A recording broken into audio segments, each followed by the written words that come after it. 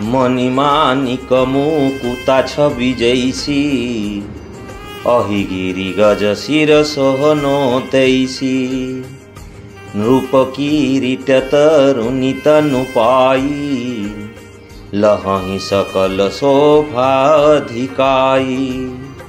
श्री राम जय जय राम जय संकट मोचन जय हनुमान। मणिमाणिक्य ओ मोतीर जो सौंदर्य रही ताहा सर्प पर्वत और हस्तीर मस्तकरे थाई शोभा पाए नहीं। राजांक मुकुटरे और नवजुवतीर अंगरे ही सेगुड़िक अधिक शोभा पाती।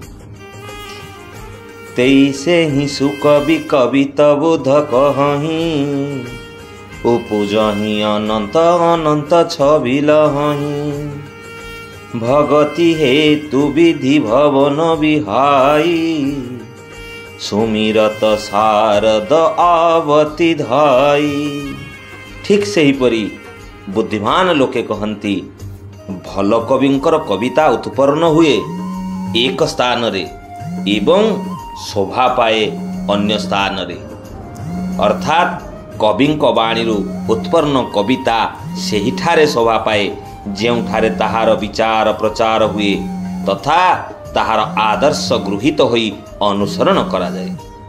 कवि स्मरण करिवा मात्रे भक्तिर प्राबल्य हेतु सरस्वती ब्रह्मलोक छाड़ी ताहांक निकट को धाई आसंती।